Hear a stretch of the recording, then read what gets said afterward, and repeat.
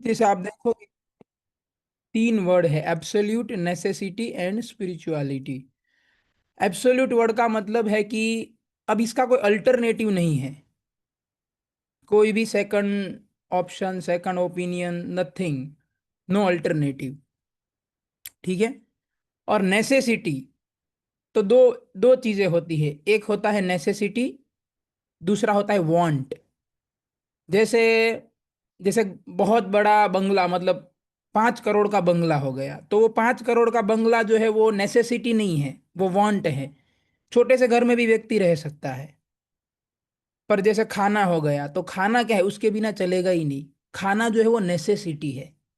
उसी तरीके से 1.5 लाख रुपए का मोबाइल, तो वो नेसेसिटी नहीं है, आप 10, 15, 20 हजार के मोबाइल से भी काम चल सकता है।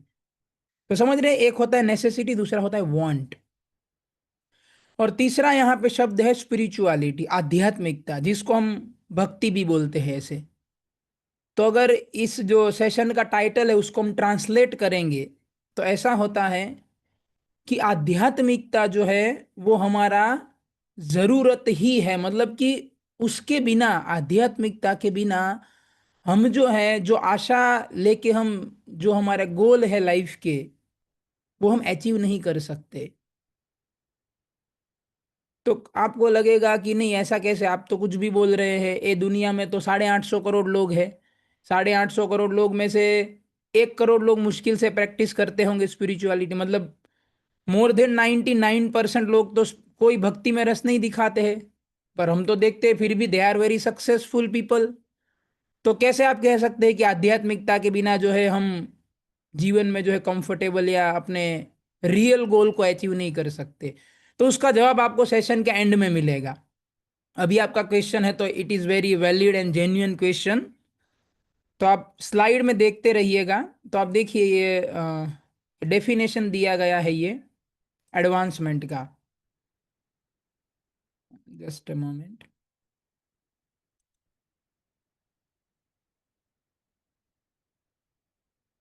तो डिक्शनरी में डेफिनेशन दिया गया है, एडवांसमेंट किसको कहते हैं। मैं जैसे यहाँ पे ना, ये पीपीटी कट हो रहा है थोड़ा, इसकी ये रिबिन की वजह से, इसलिए उसको थोड़ा मैं हटाने का प्रयास कर रहा हूँ। हट गया क्या रिबिन? हम्म। ओके। थोड़ा तो रहेगा ही, उसका शेयर किया है ना। तो what is real advancement? Advancement का डेफिनेशन, तो तीन चीजें बताई गई है, peace and happiness, life satisfaction and security. थोड़ा थोड़ा कट होगा स्लाइड, क्योंकि ये जूम का रिबिन नीचे आ रहा है। तो बताया गया है डिक्शनरी में कि ये तीन चीजें बढ़नी चाहिए। ध्यान से समझिएगा, एडवांसमेंट, रियल एडवांसमेंट किसको कहते हैं? क्योंकि आजकल हम न्यूज़पेपर में, सोशल मीडिया में, या अपने क्लासेस में, हर जगह हम सुनते हैं, पढ़ते हैं कि क्या, कि दुनिया का बहुत प्रगति हो रहा है, we are rapidly advancing, now we have cutting edge technology and what not. तो एडवांसमेंट का जो डेफिनेशन लिखा गया है वहां पे क्लियर कट लिखा है कि ये तीन चीजें जो है ना वो बढ़नी चाहिए, तीनों की तीनों बढ़नी चाहिए। अगर तीन में से एक भी कम हो रहा है या इवन नहीं बढ़ रहा है, स्टेगनेंट है, तो आप नहीं कह सकते हम एडवांसमेंट कर रहे हैं। पहला criteria. And the second criteria is, तीनों की तीनों चीजें डेली बढ़नी चाहिए, डेली बेसिस पे या ग्रेजुअल इंटरवल पे। तो let us discuss one by one. First is here, it is written peace and happiness. तो आप पहले सोसाइटी में आसपास देखिए, ग्लोबल लेवल पे, चाहे नेशनल लेवल पे, चाहे स्टेट लेवल पे, आपको क्या लगता है कि पीस एंड हैप्पीनेस जो है दुनिया में बढ़ता जा रहा है?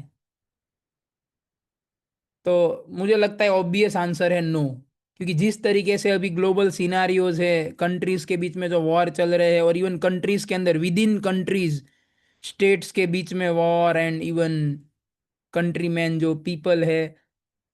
और दूसरा, आप अपना खुद का ही पूछ लो, चलो दुनिया का कहते हैं ना, दुनियादारी की बातें छोड़ते हैं, आप अपना खुद का ही देख लो कि क्या आपका पीस एंड हैप्पीनेस जो है वो क्या लगता है आपके जीवन में बढ़ता जा रहा है वो डे बाय डे या ग्रेजुअल इंटरवल पे?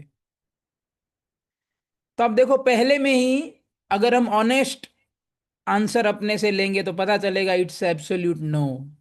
पीस एंड हैप्पीनेस जो है ना, डे बाय डे कम होता जा रहा है। What to speak of advancing, it is not even on steady level. तो दूसरा तीसरा तो क्या चर्चा करें, लाइफ सेटिस्फेक्शन सिक्योरिटी पहले में ही डेफिनेशन फेल हो गया। और मान लो ये डेफिनेशन अगर आपको ज्यादा टेक्निकल लगे तो आपको एक सिंपल सा उदाहरण देता हूं। सिंपल सा उदाहरण कि आप देखिए 300-400 साल पहले का लाइफ, वो भी पूरा हिस्ट्री रिकॉर्डेड है और लाइब्रेरीज में अवेलेबल है, ह्यूमन हिस्ट्री। तो आप देखोगे कि उस समय पे जो वर्किंग आवर्स थे वो बहुत कम हुआ करते थे। जब कोई जनरली टेक्नोलॉजिकल डेवलपमेंट ये जो है वो शुरू हुआ 16th सेंचुरी के अराउंड। उससे पहले उतना कुछ नहीं था जो अभी है, उसके कंटेक्स्ट में बात कर रहा हूं मैं। तो हालांकि कोई टेक्नोलॉजी नहीं था, कुछ नहीं था, सारे काम हाथ से करने पड़ते थे, खुद से करने पड़ते थे, ह्यूमन एरर्स आते थे एंड सब कुछ। फिर भी वर्किंग आवर्स जो अभी के हैं उससे फार लेस थे। और लोगों को जो फ्री टाइम या तो फैमिली टाइम जो कहते हैं वो बहुत ज्यादा था। और व्यक्ति जन्म से लेके मरने तक जनरली उसका पढ़ाई लिखाई, उसका जॉब, उसका शादी, उसके फ्रेंड्स, उसके रिलेटिव, सब कुछ एक क्लोज एरिया में होता था। अभी तो क्या है कि पैदा होते उसको स्कूल जाने के लिए भी 2-2 3-3 घंटा ट्रैवल करना पड़ता है, फिर कॉलेज के लिए सेम ट्रैवलिंग, और जॉब जॉब के लिए तो पूरा परिवार से 100-500 1000 कई बार तो पूरा दूसरे कंट्री में जाना पड़ता है। फिर शादी होती है, हस्बैंड भी जॉब कर रहा है, वाइफ भी जॉब कर रहे हैं, और माता पिता से तो अलग ही रह रहे हैं क्योंकि वो पॉसिबल नहीं है बिकॉज ऑफ जॉब लोकेशन और बिजनेस लोकेशन और वॉट एवर। तो पहले के समय में लोग पूरा फैमिली के साथ रहते थे मोस्ट ऑफ द टाइम, पैदा होने से मरने तक। अभी पैदा होते ही आदमी फैमिली से उसको मिनिमम टाइम मिलता है और मरते समय तक वही हाल रहता है।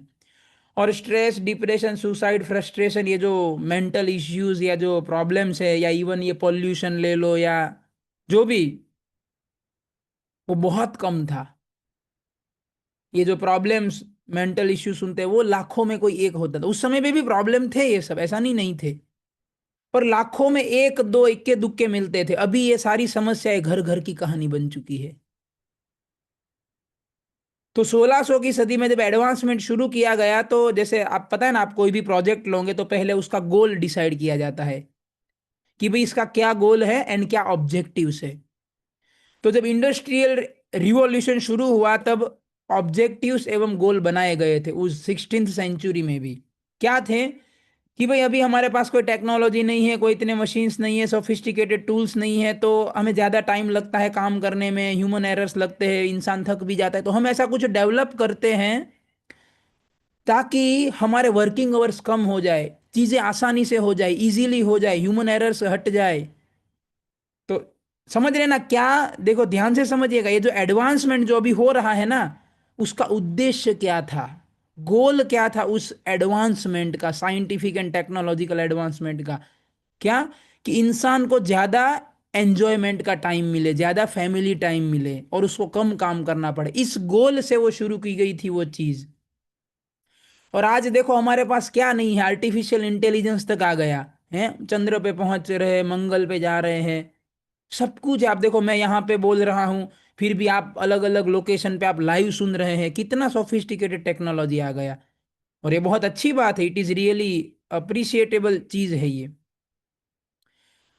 पर आप देखिए जो गोल था ना, वो गोल टोटली मिस हो गया। उस समय पे जितना काम होता था बिफोर इंडस्ट्रियल रिवॉल्यूशन, जितने एवरेज वर्किंग आवर थे, आज उससे कई गुना ज्यादा वर्किंग आवर्स है। मशीन के आने से, टेक्नोलॉजी के आने से काम सरल हो जाता है, वर्किंग आवर्स कम होने चाहिए, उसकी जगह पे वर्किंग आवर्स कितने बढ़ चुके हैं आप देखिए। और इतना टेक्नोलॉजी, इतना कुछ होने के बाद भी घर मुश्किल से चल पाता है, लोन ले लेके घर चलाने पड़ते हैं। और ये जो प्रॉब्लम्स जो बताए हमने, स्ट्रेस, डिप्रेशन, फ्रस्ट्रेशन, जो भी, वो घर घर का कहानी बन चुका है। तो अब देखिए एडवांसमेंट जो है ना, वो हमारा नहीं हो रहा है, एडवांसमेंट हो रहा है टेक्नोलॉजी का, एडवांसमेंट हो रहा है साइंस का, एडवांसमेंट हो रहा है मशीन्स का। इंसान जो है ना, वो दिन प्रतिदिन पीछे जा रहा है, आगे नहीं। सुविधाएं बढ़ रही है, पर क्राइसिस, जो मेंटल क्राइसिस है, पर्सनल क्राइसिस है, उससे भी ज्यादा बढ़ रहे हैं। सुविधा बढ़ने से क्राइसिस कम होने चाहिए ना, पर आप देखो उल्टा हो रहा है। आज टाइम किसके पास है फैमिली को देने के लिए? इतना इतना पढ़ाई करना पड़ता है, इतना इतना जॉब, इतना ट्रैवलिंग। और पॉल्यूशन की तो बात ही अलग है, पीने के लिए शुद्ध पानी तक नहीं है, आप दूसरी क्या बात करेंगे। मतलब हम क्या सोच के बोलते हैं कि वी आर एडवांसिंग, कि हमारे पास शुद्ध पानी तक नहीं बचा है पीने के लिए, and still we are saying that we are advancing. We are not advancing, human beings are degrading, technology is advancing, that is right term. तो इसीलिए वो मिस हो गया वो। और आप देखिए, स्क्रीन पे देखिएगा, individual under crisis, personal level पे क्या अभी क्या पोजीशन है इंसानों का ज्यादातर। In spite of all this advancement, people are dissatisfied, full of anxiety, stress and above all depress and unhappy. आपको नहीं लगता ये कितना सही बात बता रहे हैं। और आप देखिए सोसाइटी अंडर क्राइसिस, देखिए फोटो में, स्टेडीली इंक्रीजिंग एवरी ईयर। आपको लगता है ये सब कम हो रहा है डे बाय डे? भाई इतना एडवांसमेंट हो रहा है तो ये चीजें कम होनी चाहिए ना। टेररिज्म एंड पब्लिक अनरेस्ट ने ये सब कम होना चाहिए, आप देखो बढ़ता जा रहा है वो सब चीजें। तो ये किसको अफेक्ट करता है? इंसानों को ना। मशीनों को क्या फर्क पड़ता है? आप कोई मशीन को जला दो, तोड़ दो, फोड़ दो, मशीन को क्या फर्क पड़ेगा? फर्क इंसान को पड़ता है। क्यों? क्योंकि उसके पास भावनाएं हैं, उसके पास हृदय है। अब देखिए दुनिया का सबसे बड़ा magazine time magazine, time magazine ने रिसर्च कराया था अपनी टीम के द्वारा, तो उनको क्या मिला? Global problem, the main problems facing the society today. सबसे पहला प्रॉब्लम जो भी दुनिया फेस करती है वो है क्राइम, और दूसरा है लैक ऑफ मोरालिटी। तो इतना सारा होने के बाद भी दुनिया में जो है ना क्राइम बढ़ता जा रहा है, जबकि क्राइम कम होना चाहिए सुविधाएं बढ़ने से। अब क्राइम बढ़ेगा तो जो डेफिनेशन था सुख और शांति कैसे आ सकता है? क्राइम अगर बढ़ रहा है तो सुख शांति हो सकता है क्या? संभव है? पॉसिबल ही नहीं है। और क्राइम क्यों बढ़ रहा है? दूसरे नंबर का जो प्रॉब्लम है उसके कारण। दूसरे नंबर का प्रॉब्लम क्या है? लैक ऑफ मोरालिटी, इंसानियत खोता जा रहा है इंसान। है, वो एक कहावत है कि शेर को कभी नहीं बोलना पड़ेगा तुम शेर बनो, या हाथी को कभी नहीं बोलना पड़ेगा तुम हाथी बनो, पर इंसान को बोलना पड़ता है भाई इंसान जैसा व्यवहार करो। सही बात है ना? इंसान को याद दिलाना पड़ता है कि भाई तुम इंसान हो, और तुम्हारे सामने भी एक दूसरा इंसान है, तो प्लीज बिहेव लाइक इंसान। पर शेर को कभी नहीं बोलना पड़ेगा। शेर आप देखना उसके स्वभाव के हिसाब से ही काम करेगा। शेर कभी आपका चावल खाने, गेहूं खाने नहीं आएगा। उसका जो स्वभाव है, फ्यूरियस नेचर, वैसे ही एक्ट करेगा। और हाथी जो उसका स्वभाव है, गाय जो उसका स्वभाव है। पूरे प्रकृति में आप देखोगे हर एक जानवर, हर एक पंछी अपने स्वभाव के अनुसार काम करता है, पर इंसान को याद दिलाना पड़ता है। बताया था ना आपको, कॉलेज में भी याद हो तो एग्जाम्पल दिया था, ट्रैफिक सिग्नल पे दो दो सेकंड का लेट हो जाए सिग्नल खुलने के बाद, इतना गाली गलौज, इतना चिल्लम चिल्ली हो जाता है। और अगर गाड़ी को स्क्रैच लग गया तो इंसान से ज्यादा गाड़ी वैल्यूएबल है ना? क्या इंसान इंसानियत खो रहा है धीरे धीरे? ये मैं नहीं बोल रहा, ये टाइम मैगजीन का रिसर्च है जिसमें ये रिजल्ट आया है। और आप देखिए gun sales in America, Vishwakarma college के स्टूडेंट को पता होगा, ये हमने बताया, वहां पे भी चर्चा हुआ था। जितने लोग हैं उतनी सिविलियन गन है वहां पे। तो इतने सारी गन, आदमी बंदूक खरीदता है प्रेम करने के लिए, खरीदता है कि चलो तुम भी बंदूक लो, सामने वाले को बोले तुम भी ले लो, चलो दोनों प्रेम करते हैं बंदूक लेके। गन की संख्या बढ़ रही है, क्या इंडिकेशन होता है उससे? क्राइम, और या तो safety. Number of drug users in European union 8 crore. Bharat वाले आपने देखा होगा, लोग चर्चा करते हैं ना, अरे यूरोप में बहुत अच्छा है, यूरोप में बढ़िया है, यूरोप में लोग बहुत सुखी है। अच्छा, यूरोप इतना अच्छा है तो फिर इसका जवाब दीजिए फिर। 8 करोड़ लोगों को ड्रग्स क्यों लेना पड़ता है? मतलब आदमी खुश होता है तो ड्रग्स लेता है कि अरे आज तो बहुत खुश हूँ भैया ड्रग्स लाओ, थोड़ा बहुत खुश हूँ, खुशी समा ही नहीं जा रही है, थोड़ा ड्रग्स ले लेता हूँ। ऐसा देखा आपने? जब आदमी के जीवन में बहुत ही दुख हो जाता है तो थोड़ा सुख के लिए, टेम्पररी क्षणिक सुख के लिए वो ड्रग्स का सहारा लेता है। 29% of the total population. Then divorce rates, USA में 50, यूरोपियन यूनियन है उसका 11 कंट्रीज का डाइवोर्स रेट 50% प्लस है, कनाडा 45%।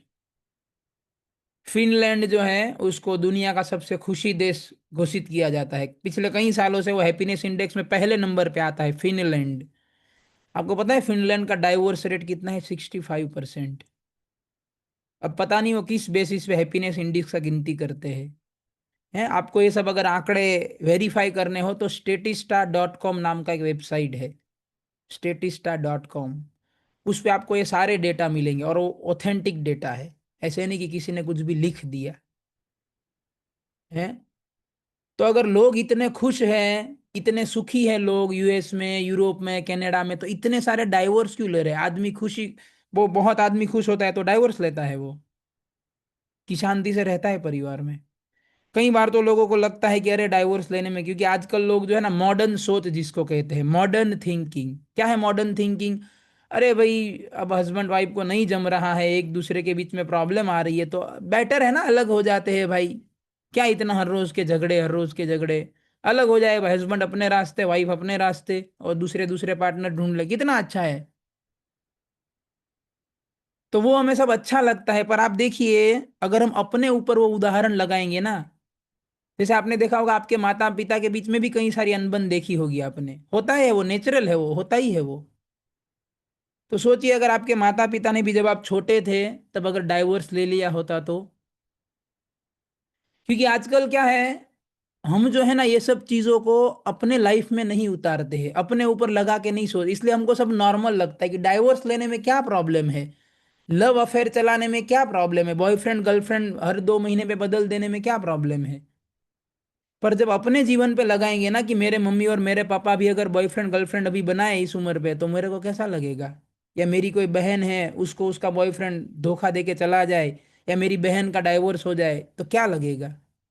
जब हम अपने लाइफ में ये चीजें सोचेंगे ना, तब हमें इसका सीरियसनेस पता चलेगा कि what is wrong in divorce, what is wrong in love affairs, what is wrong in boyfriend girlfriend culture. वरना हमें सब नॉर्मल लगेगा। आप देखो भारत की कोर्ट ने रिसर्च किया था, सुप्रीम कोर्ट का डेटा था ये, कि जो डाइवोर्स रेट है वो लव मैरिज का हायर है देन अरेंज मैरिज। मैं यहाँ पे आपको डिसीजन नहीं दे रहा हूँ कि लव मैरिज करना चाहिए अरेंज मैरिज, वो पॉइंट नहीं है डिस्कशन का, आप गलत मत समझना। हम अलग पॉइंट पे चर्चा कर रहे हैं कि भाई लव मैरिज था, इतना लव था तो डाइवोर्स रेट हाई क्यों है फिर इतना। अरेंज मैरिज से भी ज्यादा डाइवोर्स रेट हाई है लव मैरिज का। तो जब डाइवोर्स होता है ना तो पूरा सोशल स्ट्रक्चर जो होता है ना वो ब्रेक डाउन हो जाता है। जो छोटा बच्चा होता है, या तो उसको माँ का प्रेम नहीं मिलेगा या तो बाप का प्रेम नहीं मिलेगा। अब जो भी आएगा या तो स्टेप मदर होगा या स्टेप फादर होगा। वो ओरिजिनल मदर या ओरिजिनल फादर को जनरली रिप्लेस नहीं कर सकता वो लव। पर आजकल ये सब नॉर्मल बन गया है। तो वो छोटा बच्चा जो है मम्मी पापा के डाइवोर्स देख के बड़ा हुआ है, तो वो भी वही करेगा ना, क्योंकि उसके लिए वही स्टैंडर्ड है। वो बच्चे के लिए क्या है, डाइवोर्स लेना ही स्टैंडर्ड है, क्योंकि उसने मम्मी पापा के जीवन में वही देखा है, इसके लिए वो नॉर्मल है वो चीज। क्यों सोशल संस्कार, क्यों मतलब क्यों सोसाइटी डिग्रेड हो रही है? डिग्रेड को हिंदी में क्या कहेंगे? पतन। पतन की ओर समाज क्यों जा रहा है? क्योंकि माता पिता के अंदर बच्चे वो देख रहे हैं पतन। पिता सिगरेट पी रहे हैं, या तो माता पिता घर पे आके मोबाइल पे लगे हुए सोशल मीडिया पे 2-2 3-3 घंटा, और बच्चे को क्या बोल रहे हैं, पढ़ाई करो। भाई आप 2 घंटा सोशल मीडिया पे बैठे हो, बच्चे को बोल रहे हो पढ़ाई करो। या माता या पिता दोनों के पास प्रेम से बात करने का टाइम ही नहीं है, मदर अपने मोबाइल में बिजी है या टीवी में बिजी है, फादर अपने मोबाइल टीवी में बिजी है, बच्चा देख रहा है सब बैठे बैठे। बच्चा सब देख रहा है, तो बच्चा वैसा ही बनेगा बड़ा होके जैसा वो देख रहा है। तो इसीलिए संस्कार जो है ना, पारिवारिक संस्कार वो बहुत जरूरी है। और पारिवारिक संस्कार कैसे आएंगे? आध्यात्मिकता के बिना संस्कार कहाँ से लाएंगे? आप मैथ्स पढ़ाएंगे संस्कारी बनाने के लिए लोगों को, कि केमिस्ट्री पढ़ाएंगे, केमिकल सिखाएंगे? आध्यात्मिकता है वही तो संस्कार सिखा सकती है। अभी देखो, हम लोग तो गीता का इस तरीके से प्रचार करते हैं, तो कई सारे माता पिता अपने बच्चे को लेके आते हैं कि बोले आप जो है ना इसको मोबाइल की लत लग गई है, आप छुड़ाइए इसको। तो फिर हम बोले हम कैसे छुड़ाए? आप अपने घर पे कितना मोबाइल यूज करते हो? वो कहीं से तो सीखा होगा ना, ऐसे तो है नहीं कि पैदा होते ही बोला होगा मम्मी मोबाइल दीजिए, ऐसा तो नहीं होगा ना, पैदा होते ही मांगा होगा। कहीं से तो लत लगा होगा ना उसको। तो उसके लिए जिम्मेदार कौन है? आप ही हो। आपको देख देख के सीखा होगा, या तो आपने ही उसको लत लगाया होगा। आजकल क्या करते हैं, बच्चा रोता है तो मोबाइल में स्मार्टफोन पकड़, हाथ में स्मार्टफोन पकड़ा देते ताकि बच्चा ना रोए, अपना टेंशन जान छूटी हो। तो मैं तो देखा है आंखों से। तो आप बच्चे के हाथ में जहर पकड़ा रहे हो, फिर 2 साल बाद आके बोल रहे हैं कि इसको छुड़ाओ, कैसे? तो मुमकिन नहीं है ना वो चीज। बच्चे तो, बच्चे जो है ना, उसका खाली मतलब उसका दिमाग क्या है, ब्लैंक स्लेट है। आप जो लिखोगे वो वहां लिखा जाएगा, इधर आप जैसा वो देखेगा, जैसे आप बात करेंगे। तो अगर घर का माहौल बहुत ही संस्कारी होगा, माता पिता में अच्छे संस्कार होंगे, दादा दादी में अच्छे संस्कार होंगे, घर का एक आध्यात्मिक वातावरण होगा, तो वो बच्चा भी ऐसा ही बॉर्न एंड ब्रॉटअप होगा, संस्कारी बच्चा निकलेगा। और संस्कारी बच्चा जब निकलता है ना, तो वो समाज में क्या कहते हैं, डिस्टरबेंस क्रिएट नहीं करता है, वो समाज में शांति लाता है वो बच्चा। पर आजकल क्योंकि घर घर में जो है संस्कार दिन प्रतिदिन कम होते जा रहे हैं, तो इसीलिए जो बच्चे हैं ना, वो भी संस्कारहीन हो रहे हैं।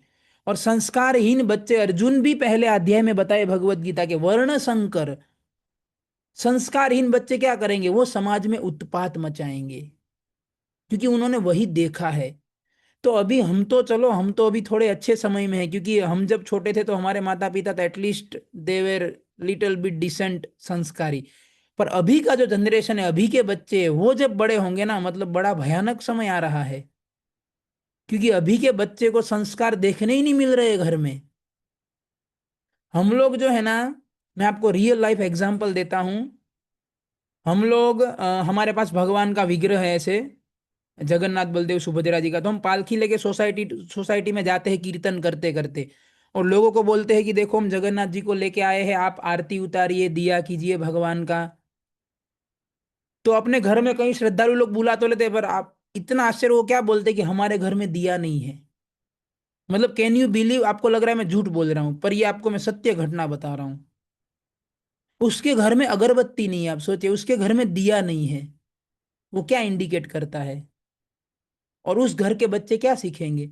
फिर हम एक्सपेक्ट करेंगे समाज में शांति आए, वो बच्चे तो बाहर आके क्या।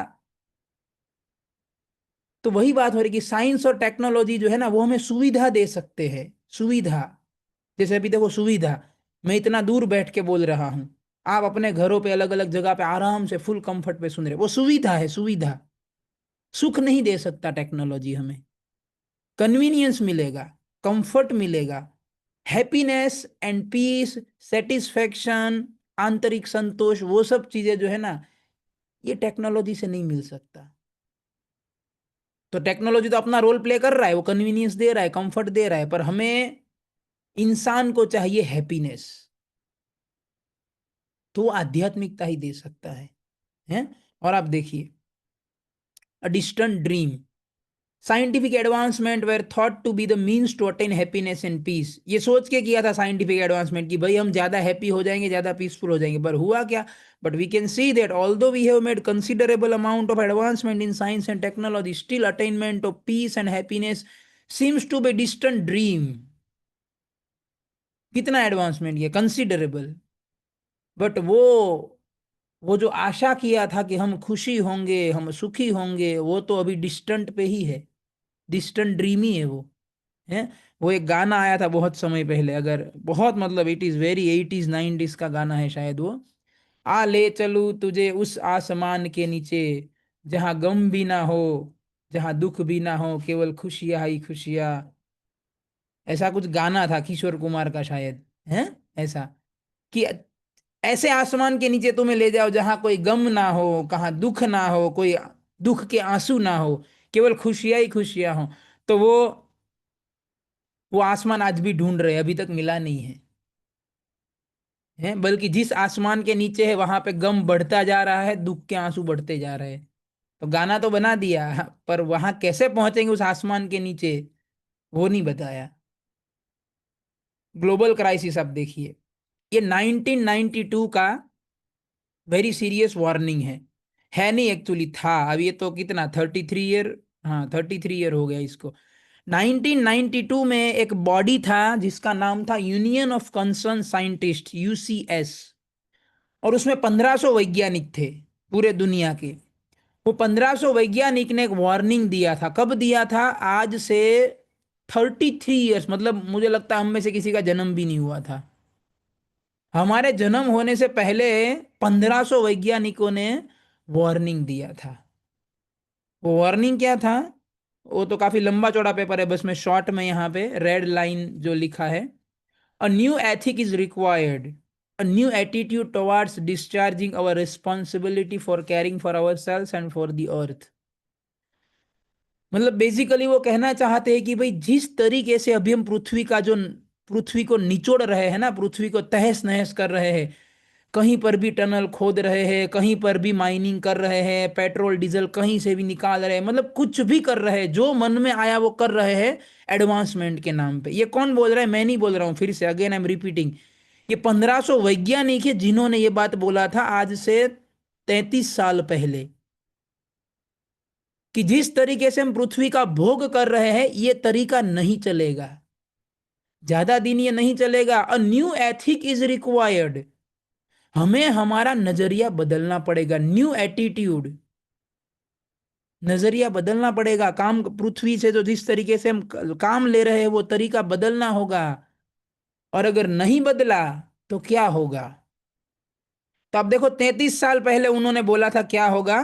देखो क्या होगा, ये होगा कि आपका बर्फ जो है ना वो पिघलने लगेगा, मेल्टिंग ग्लेशियर्स।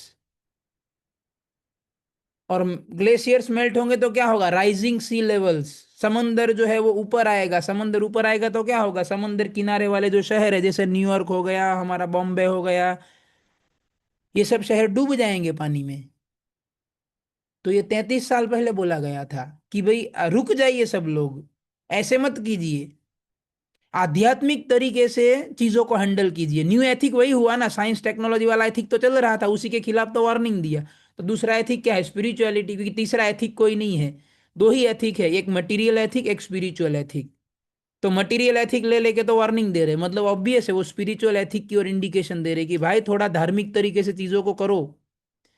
पर 33 साल हो गए, किसी ने उनकी बात नहीं सुनी। 1500 वैज्ञानिक थे, और जो जो उन्होंने प्रेडिक्शन किया था कि ये होगा, अब देखो आज वही हो रहा है। और क्या बोला था? ड्रॉट्स, अकाल पड़ेंगे, बारिश नहीं होगा, और होगा तो इतना होगा कि फ्लड आ जाएगा। अब देखो, अभी आपने पढ़ा ना न्यूज में, टेक्सास में देखो जो फ्लड आया, इतना भयानक। और ये तो अभी रोजमरोज का हो गया है। और उसी तरीके से यूरोप में आप देखो, यूरोप पूरा जल रहा है। से बता रहे यूके में कुछ पिछले 130 सालों का रिकॉर्ड ब्रेक गर्मी पड़ा। पिछले साल इंग्लैंड में इतना गर्मी पड़ा था कि वो जो ट्रैफिक लाइट्स होती है ना, वो पिघल गई। फोटो आए थे। क्योंकि क्योंकि इंग्लैंड का इंफ्रास्ट्रक्चर जो है वो उन्होंने इतना हाई टेम्परेचर के लिए डिजाइन, क्योंकि उनको तो वो तो ठंडा है। वहां पे जनरली अराउंड 280 डेज वहां पे मानसून जैसा रहता है, केवल 30-40 डेज, या सॉरी 60-70 डेज वहां पे समर आता है, वो भी माइल्ड वाला। तो उन्होंने चीजें ऐसे डिजाइन ही नहीं की है कि वो 40 डिग्री 35 डिग्री टेम्परेचर हैंडल कर सके, और अभी वहां जा रहा है वो टेम्परेचर। तो चीजें मेल्ट हो रही है। तो कौन जिम्मेदार है इसके लिए? क्या भगवान जिम्मेदार है? हम जो कार्य कर रहे हैं उसी की वजह से ये सब हो रहा है। और आप क्या, वाटर स्कैरसिटी और एंडेंजर स्पीशीज, प्रजातियां लुप्त होती जा रही हैं। तो कोई बोलेगा क्या फर्क पड़ता है, प्रजातियां भले ना लुप्त हो जाए, हम फोटो में देख लेंगे, वीडियो में देख लेंगे। तो ये जितनी प्रजातियां हैं दुनिया में, वो प्रजातियां देखने के लिए नहीं है।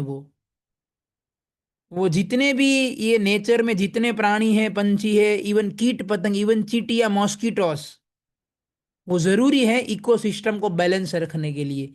एक अमेरिकन वैज्ञानिक ने रिसर्च किया था, मैं उसका नाम अभी याद नहीं आ रहा है, उसका उसने रिसर्च का रिजल्ट ऐसा था कि ये दुनिया में अगर ये जो कीट पतंग, ये सब जो स्पीसीज है ना, अगर वो एक्सटिंक्ट हो जाएंगे, अगर लुप्त हो जाएंगे, तो पूरी पृथ्वी का जो इकोलॉजिकल बैलेंस है ना वो बिगड़ जाएगा। क्यों? क्योंकि ये हर एक प्राणी का, पंछी का रोल है इकोलॉजी को, ये पूरी पृथ्वी की इकोसिस्टम को बैलेंस करने में। तो ये अगर लुप्त हो जाएंगे तो जो बैलेंस बना के रखते हैं वो लोग, वो बैलेंस कौन बनाएगा? वो तो लुप्त हो गए बैलेंस बनाने वाली प्रजातियां तो। पर वो हो रहा है, और फूड शॉर्टेज हो रहा है। तो ये सब का कारण क्या है? कारण देखो नीचे लिखा है, increase in atmospheric green house gases due to the human derived activities. कौन जिम्मेदार है? इंसानों के द्वारा जो प्रवृत्तियां शुरू की गई, खास करके onset of the industrial era is the primary cause. जब से इंडस्ट्रियल रिवॉल्यूशन शुरू किया, जो बेसिकली 400 साल जो हम बात कर रहे हैं, तो बोले वो जिम्मेदार है उसके लिए, वो जिम्मेदार है।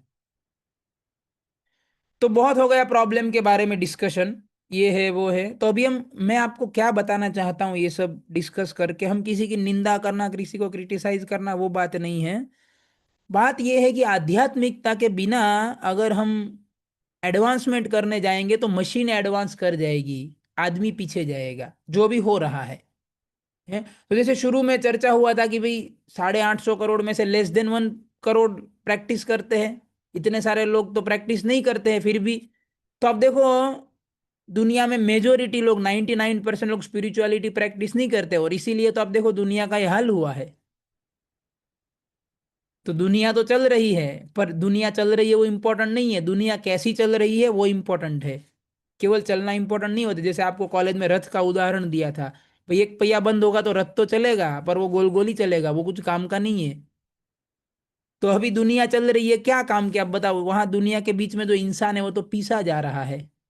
आप देखो साउथ कोरिया, टेक्नोलॉजी में मोस्ट एडवांस कंट्री बोला जाता है साउथ कोरिया को एंड जापान को। आपको पता है साउथ कोरिया में एवरेज वर्किंग आवर 12 है। लोग गर्व करते हैं ना, कई बार ऐसे हम सुनते हैं स्टूडेंट गर्व, बोले साउथ कोरिया इतना एडवांस है, ये है। अरे भाई इतना एडवांस है, ये है वो है, तो 12 घंटे वहां क्यों एवरेज वर्किंग आवर है? इतना सारा टेक्नोलॉजी है, इतना सारा सोफिस्टिकेटेड चीजें है, तो कम समय में काम होना चाहिए ना। जैसे टेक्नोलॉजी से क्या होगा, स्पीड बढ़ेगा ना काम करने का। तो 12 घंटे क्यों है average working hour south Korea में? वो जवाब नहीं दे पाते हैं वो।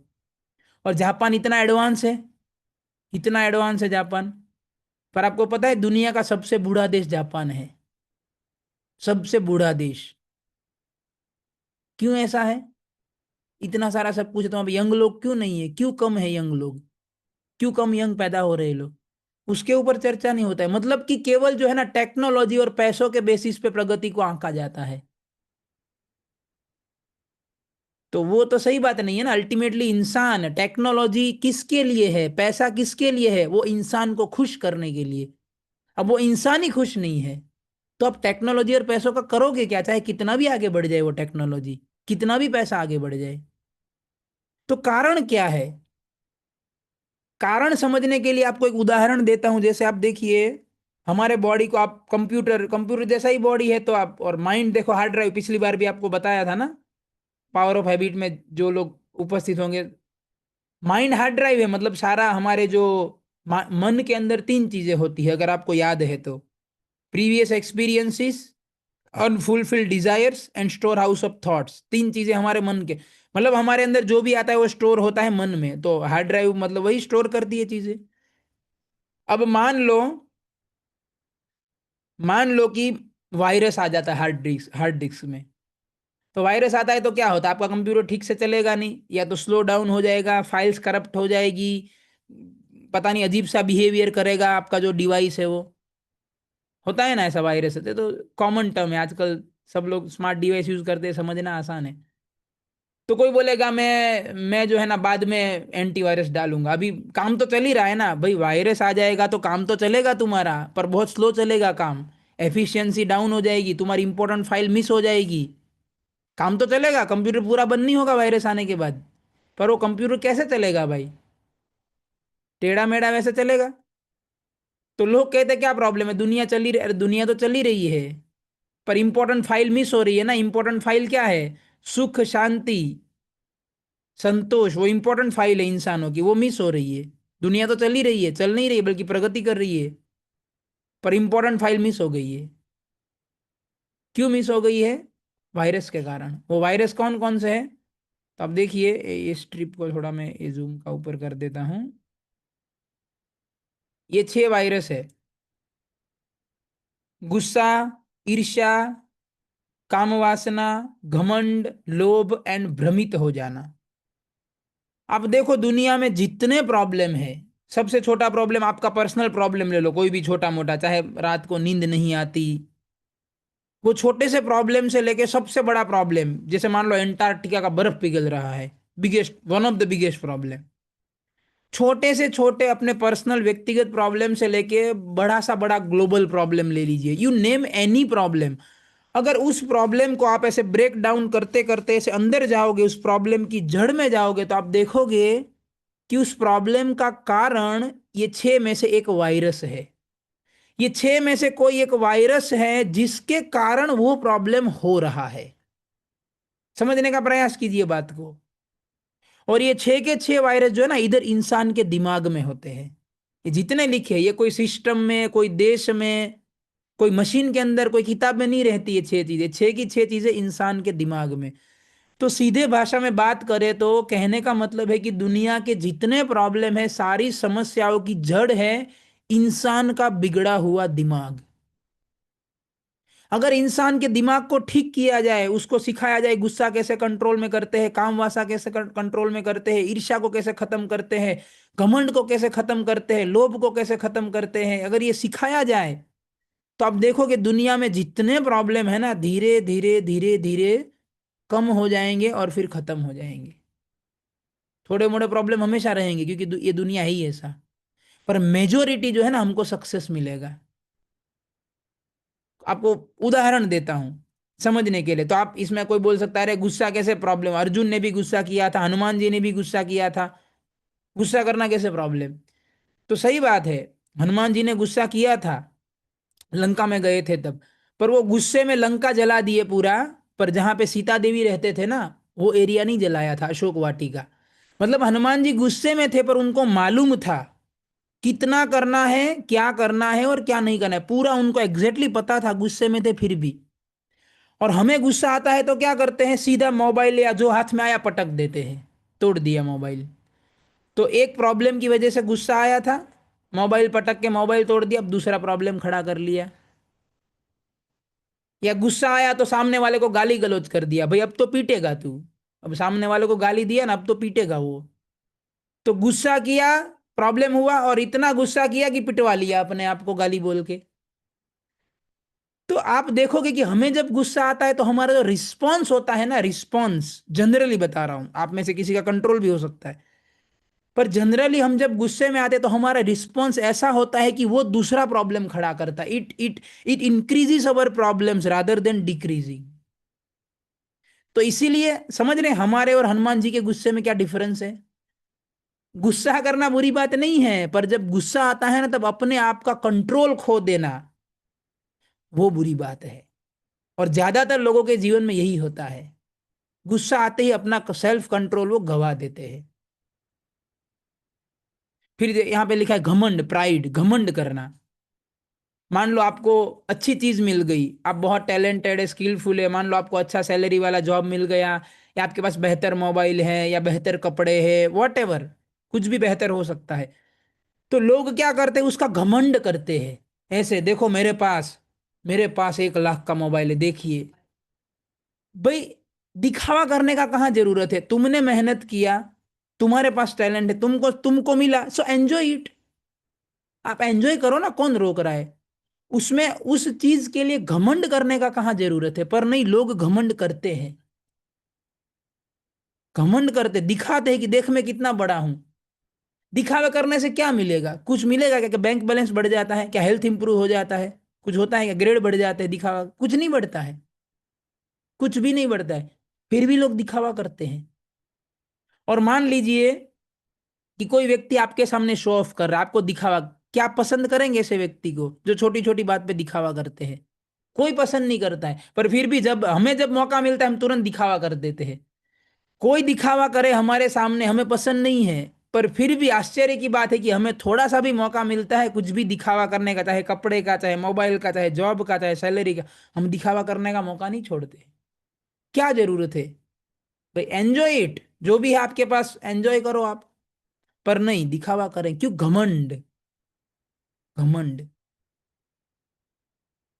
तो ये कोई भी प्रॉब्लम ले लो आप दुनिया का, जड़ में ये छह वायरस ही मिलेंगे। जैसे मैं आपको एक एक दो उदाहरण देता हूं समझने के लिए कि कैसे कोई भी प्रॉब्लम का कारण ये छह वायरस है। जैसे करप्शन ले लेते हैं, भ्रष्टाचार। क्योंकि अभी घर हर जगह भ्रष्टाचार है, आप सोसाइटी से शुरू करके ग्लोबल लेवल तक, है ना।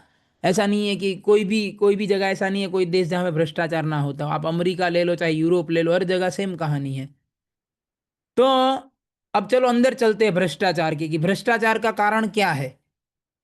तो आप देखिए कि भ्रष्टाचार कौन करता है। तो सबसे पहला इंसान, देखो बात सीधा इंसान पे आके अटक गया, आधा ब्रेकडाउन तो वहीं पे हो गया। अब इंसान क्यों भ्रष्टाचार करता है, तो टेक्निकली बात करें तो उस व्यक्ति का जितना लायकात है, अब जैसे मान लो कोई व्यक्ति का लायकात है 20 लाख रुपए कमाने का, तो 20 लाख तो कमा लेगा वो, क्योंकि उसका लायकात है।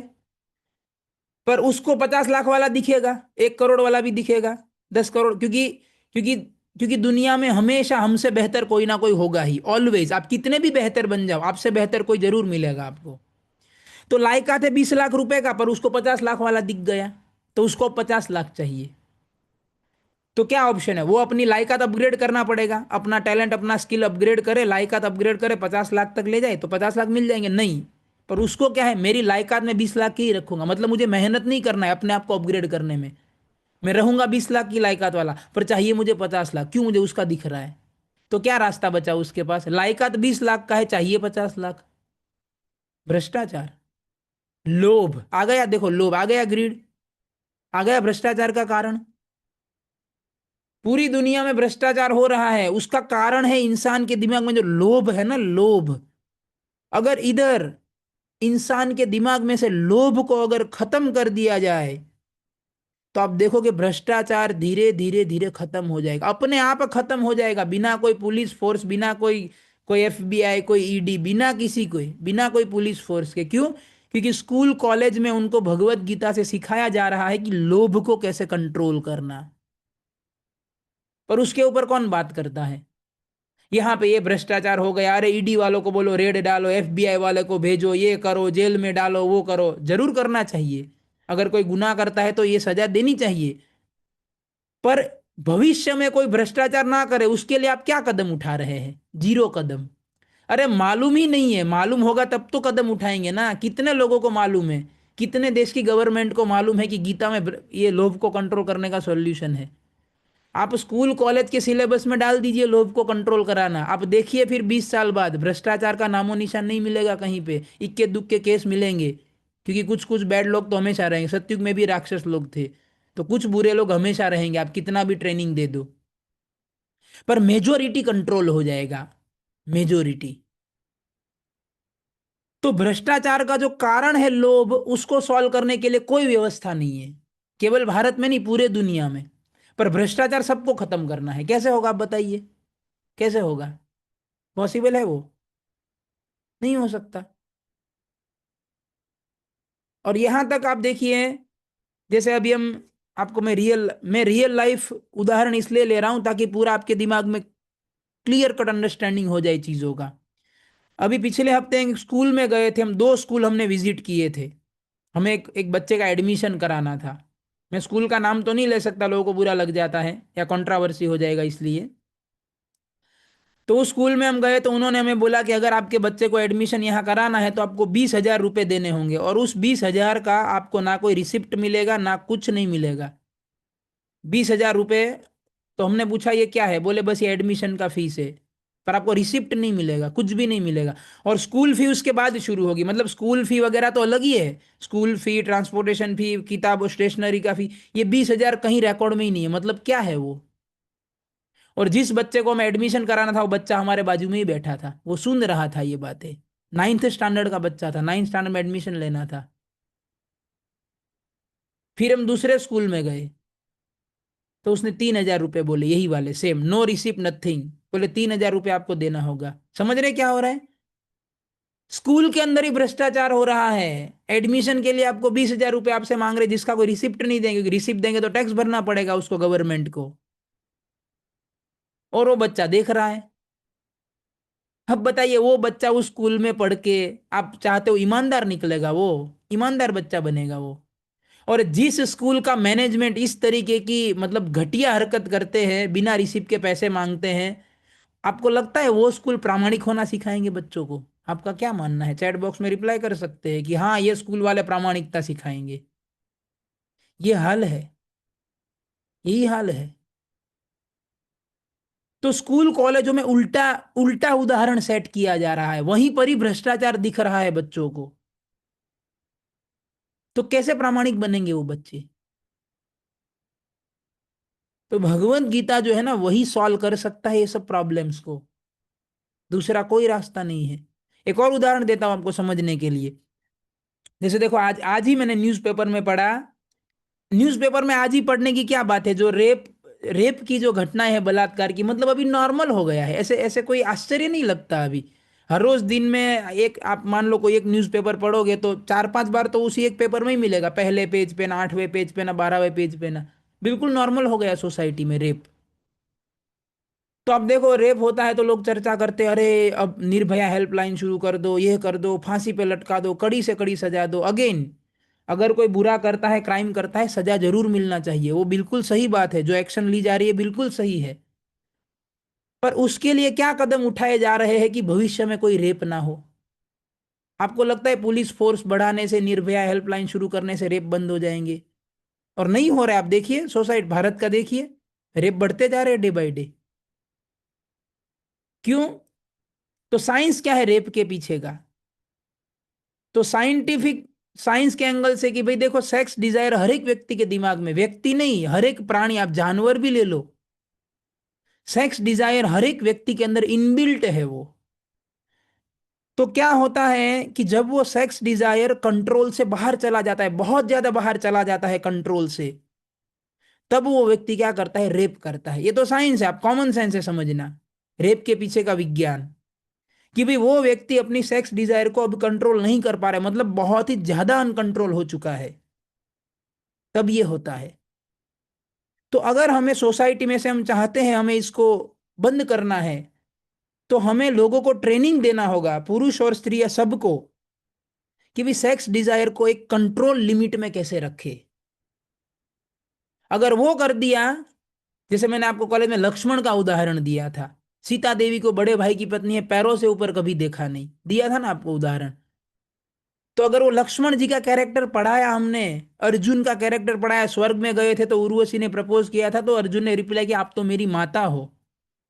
अगर ये कैरेक्टर हमने स्कूल कॉलेज में पढ़ाए, सेक्स डिजायर को कंट्रोल करना सिखाया, आपको लगता है 10 साल बाद वो बच्चा जब बड़ा आएगा तो कभी रेप के बारे में सोचेगा भी नहीं? वो करना तो बहुत दूर की बात है, वो सोचेगा भी नहीं कभी।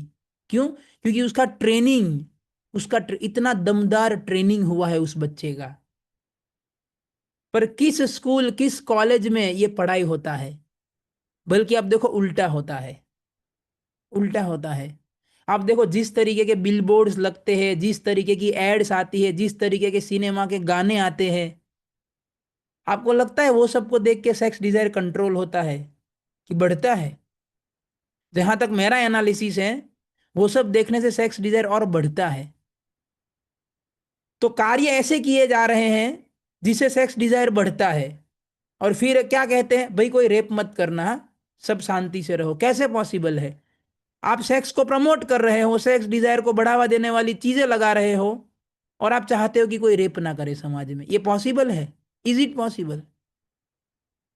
आप देखो, स्कूल में हम गीता के लेक्चर देने कई बार जाते हैं, तो घुटन तक के ड्रेस होते हैं, इतने शॉर्ट शॉर्ट स्कर्ट्स होते हैं, और जो बॉयज है उसके इतने, मतलब बरम्यूडा जितने पैंट्स होते हैं, मतलब पूरे घुटने भी दिख रहे हैं। ऐसे ऐसे ड्रेस पहन के बॉयज एंड गर्ल्स जाते हैं स्कूल में। तो आपको क्या लगता है, ये देख के सेक्स कंट्रोल होगा व्यक्ति का कि बढ़ेगा?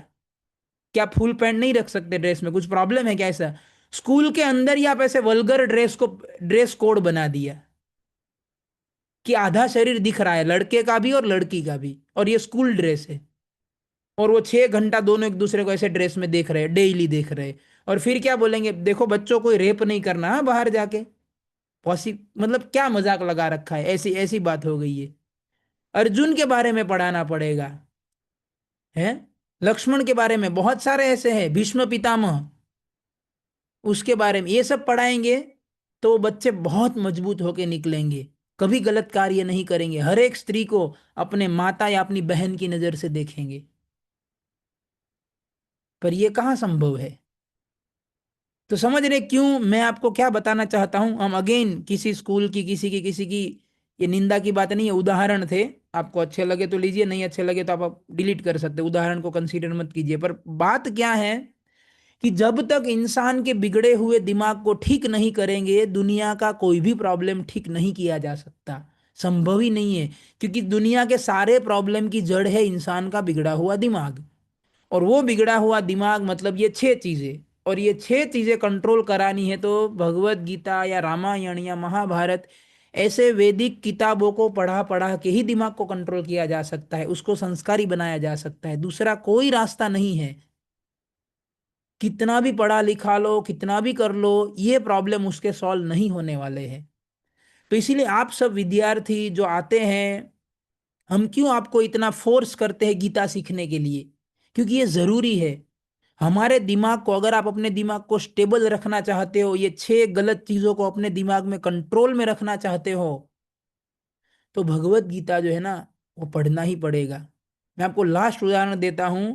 देखो आज फ्राइडे है, लास्ट फ्राइडे एक जगह पे हमारा गीता के ऊपर प्रवचन था, शायद आपको शॉकिंग लगेगा ट्रूथ।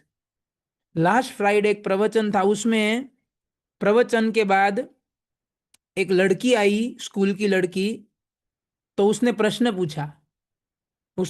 पूछा कि प्रभु जी सेक्स डिजायर को कैसे कंट्रोल करे। तो मैं तो देख रहा था ना उसका साइज। तो मैंने कहा आप कौन से स्टैंडर्ड में हैं? तो वो बोली मैं 9th स्टैंडर्ड में हूँ। सोचिए 9th स्टैंडर्ड की लड़की को ये प्रॉब्लम है। जो मैंने बताया क्या हाल है स्कूल और कॉलेज में अभी। तो कैसे ठीक करेंगे इसको अभी आप? इसीलिए भगवत गीता के बिना जो है ना, ये आध्यात्मिकता के बिना दुनिया का अस्तित्व ही नहीं है। और ये जो अस्तित्व में दुनिया दिख रहा है ना, वो खोखला दुनिया है। मशीन टेक्नोलॉजी एवं पैसों से बना हुआ दुनिया है, इंसानों से बना हुआ दुनिया नहीं है। क्योंकि इंसानों से बना हुआ दुनिया होता ना, तो इतने सारे प्रॉब्लम्स नहीं होते दुनिया में। इतने सारे भाई भाई के साथ रहने के लिए तैयार नहीं है, माता पिता को वृद्धाश्रम में छोड़ रहे हैं। ये क्या इंसानियत है ये? तो इसीलिए, क्योंकि आध्यात्मिकता नहीं है, वही कारण है ये सब चीजों का। तो इसीलिए आप जो भी स्टूडेंट है, आप सबसे हमारा रिक्वेस्ट है कि ये जो स्पिरिचुअलिटी है ना, आप इसको टाइम पास या पार्ट टाइम, इच्छा हुआ तो सेमिनार में गए, नहीं हुआ तो कोई बात नहीं, या सेमिनार आधे में से सेमिनार में से चले गए, नहीं। ये ऑप्शन नहीं है। स्पिरिचुअलिटी हमें सीखना ही होगा। अगर हम एक बेटर लाइफ चाहते हैं, तो बेटर मेंटल स्टेबिलिटी चाहते हैं, तो क्योंकि आध्यात्मिक जीवन हमें मेंटल स्टेबिलिटी दे सकता है, दूसरा कोई चीज नहीं दे सकता हमें। तो इसीलिए क्या सॉल्यूशन है ये सब चीजों का? तो सॉल्यूशन, साइंस तो अकेला काम करेगा नहीं, science plus spirituality complete solution. Science का त्याग नहीं करना है, साइंस जो यूज कर रहे हैं करते जाना है, पर स्पिरिचुअलिटी का साथ लेके। जैसे अंधा व्यक्ति और लंगड़ा व्यक्ति एक दूसरे का सहारा लेंगे तो डेस्टिनेशन तक पहुंच जाएंगे। तो साइंस जो है ना, वो क्या है, वो अंधा है। साइंस के पास पावर बहुत है, पर साइंस के पास दृष्टि नहीं है, कहाँ जाना है, क्या करना है, क्या सही है क्या गलत है। साइंस के पास वो विजन नहीं है, पावर बहुत है। और स्पिरिचुअलिटी जो है ना, उसके पास विजन है, क्या सही है क्या गलत है। तो साइंस का पावर और स्पिरिचुअलिटी का दृष्टि, दीर्घ दृष्टि, विजन, दोनों को कंबाइन करेंगे ना, वो कंप्लीट सॉल्यूशन है। तो ये जो छह वायरस को दूर करने के लिए भगवत गीता में भगवान ने ABCD फॉर्मूला बताया है। A B C और D, मतलब भगवान ऐसे नहीं बोले अर्जुन को कि अर्जुन ये लो ABCD फॉर्मूला। भगवान कुछ और बोले थे संस्कृत श्लोक में, पर आप स्टूडेंट अच्छे से समझ पाओ इसीलिए हमने टेक्निकली ABCD नाम दिया है उसको। A for association, B for books, C for chanting and D for diet. तो अगर आप ये ABCD फॉर्मूला फॉलो करेंगे, अब ये ABCD क्या है, तो अगले हफ्ते इसके ऊपर पूरा प्रेजेंटेशन होगा। 2 सेमिनार है PPT के साथ, A B और D, इसके ऊपर एक प्रेजेंटेशन है, और C फॉर चैंटिंग के ऊपर एक प्रेजेंटेशन है। तो अगले दो, मतलब अगले हफ्ते में एक सेमिनार सोमवार को होगा, दूसरा शुक्रवार को। तो अगले हफ्ते में पूरा ABCD फॉर्मूला 1 बाय 1 समझाएंगे। एसोसिएशन मतलब क्या, बुक्स मतलब क्या, चैंटिंग क्या और डाइट क्या। और ये चारों में आपको पूरी ऐसी प्रैक्टिकल टिप्स दी जाएगी जो आप अपने घर पे, अपने हॉस्टल पे, अपने PG पे अप्लाई कर सकते हैं। ना आपको कोई पैसा लगाना है एक्स्ट्रा, ना आपको कोई हार्ड वर्क करना है, ना आपको कोई ज़्यादा दिमाग लगाना है। वेरी सिंपल सिंपल छोटी छोटी टिप्स है, भगवत गीता से ही है। पर आप वो फॉलो करेंगे ना तो आप देखेंगे कि ये जो 6 वायरस हमने चर्चा की है ना, आप देखोगे धीरे धीरे धीरे धीरे जो है ना हमारे दिमाग में कम होने लगेंगे और हमारा मेंटल स्टेबिलिटी बेहतर होने लगेगा। तो वायरस कैसे निकालते हैं? एंटीवायरस, तो एंटीवायरस मतलब ये स्पिरिचुअल कोर्स, ये जो आप कोर्स कर रहे हैं वो एंटीवायरस का काम करेगा। फिर एंटीवायरस का मैन्युअल होता है। तो मैन्युअल क्या है? भगवत गीता। उसमें पूरा डायरेक्शन दिया है कैसे करना है, क्या कब करना है। और वायरस को अपडेट भी करना पड़ता है, तो अपडेट कैसे करेंगे? Regular attendance. क्योंकि आप जैसे मान लो अभी गीता का प्रवचन सुन लिया, फिर 15 दिन आप नहीं आए सेमिनार में, तो 15 दिन बाद तो आप भूल ही जाओगे वो अच्छी आदत के बारे में क्या बताया था, बुरी आदत छोड़ने के बारे में क्या बताया था, याद ही नहीं रहे, क्योंकि बाहर इतना नेगेटिव प्रभाव इतना ज्यादा है। तो इसीलिए ये सेमिनार जो होते हैं इसमें रेगुलरली आना बहुत जरूरी है, क्योंकि धीरे धीरे आप देखोगे कि स्टूडेंट कम होते जाएंगे। जैसे अभी देखो 29 है, उसमें एक तो मैं हूँ तो 28 स्टूडेंट्स हैं। पर आप 3 महीने बाद देखोगे 28 में से 8-10 ही बचे होंगे, चले जाते हैं छोड़ के। अब क्यों चले जाते हैं? क्योंकि उन्होंने सीरियसली नहीं लिया बातों को। इसलिए बाहर का जो नेगेटिव एटमोसफियर है ना बहुत ज्यादा है। सेमिनार के टाइम पे ही आपको कुछ काम आ जाएगा, कुछ ना कुछ आ जाएगा, या आपका मन बोलेगा अरे छोड़ो यार सेमिनार में मजा नहीं आता है, बड़ा कड़वा बोलते हैं सेमिनार में, बड़ा सुनने में भारी पड़ जाता है। मन मन ही हमें दूर लेके जाएगा। क्यों? क्योंकि मन तो दुश्मन है हमारा, उसको तो वही चाहिए कि हम सुधरे नहीं, हम जैसे है वैसे ही बने रहे और हमारा ऐसे ही स्ट्रगल चलता रहे। तो हमें कैसे भी करके हमारे बुद्धि का इस्तेमाल करना है। बुद्धि, पावर ऑफ हैबिट में बताया था ना, बुद्धि को तेज करना है, मन को कमजोर करना है। तो बुद्धि का इस्तेमाल करना है कि नहीं ये कोर्स मेरे लिए जरूरी है, भले मेरे को इच्छा नहीं है, मूड नहीं है, फिर भी करना है तो करना है। और कभी आप कोई कारण से कोई सेमिनार में नहीं आ पाए तो हम रिकॉर्डिंग अपलोड करते हैं इसी सेमिनार का, तो आप रिकॉर्डिंग सुन लीजिए। पर कोई भी केस में हमारा कोई भी सेमिनार जो है ना वो मिस नहीं होना चाहिए, ऐसा हमें पूरा प्रयास करना चाहिए। ठीक है। So thank you very much. तो आज के प्रेजेंटेशन में हमने शुरू में चर्चा की एडवांसमेंट के ऊपर, तो उसमें हमने कंक्लूजन निकाला कि एडवांसमेंट हमारा नहीं हो रहा है, मशीनों का और वो सब हो रहा है, इंसान तो नुकसान में ही जा रहा है। तो उसका कारण हमने चर्चा किया। और हाँ, बीच में वो 1500 वैज्ञानिकों ने भी बताया था कि भाई आप स्पिरिचुअलिटी को अगर नहीं लाओगे लाइफ में तो ये सब होगा। तो जो उन्होंने 33 साल पहले बोला था आज हम हमारी आंखों के सामने देख रहे हैं वो सब चीजें। तो अभी भी अगर नहीं सुधरेंगे, हम अभी भी कंटिन्यू करेंगे जो उन्होंने वार्निंग देके गए थे, तो परिस्थिति और बदतर ही होती जाएगी, और बद से बदतर। फिर हमने देखा दुनिया के सारे प्रॉब्लम, कोई भी प्रॉब्लम ले लो, उसका कारण है इंसान का बिगड़ा हुआ दिमाग। जो 6 वायरस है उसमें मैंने आपको 2 प्रॉब्लम उदाहरण लेके बताए कि भ्रष्टाचार और रेप, कि किस तरीके से ये दो का कारण भी दिमाग ही है, खराब दिमाग। तो ठीक कैसे करेंगे? तो हमने देखा भगवत गीता या आध्यात्मिकता के बिना कोई सॉल्यूशन नहीं है। तो सॉल्यूशन जो गीता में बताया गया 6 वायरस को कंट्रोल करने का, वो है ABCD फॉर्मूला, जिसके ऊपर अगले हफ्ते में 2 प्रेजेंटेशन होंगे, जिसमें पूरा आपको प्रैक्टिकली बताया जाएगा आप लाइफ में कैसे अप्लाई करेंगे चीज़ों को। ठीक है। So thank you very much. तो अगले बार जो प्रेजेंटेशन होगा उसमें होगा A B और D फॉर्मूला। ठीक है। हरे कृष्णा कृष्णा कृष्णा हरे हरे, हरे राम राम राम हरे हरे।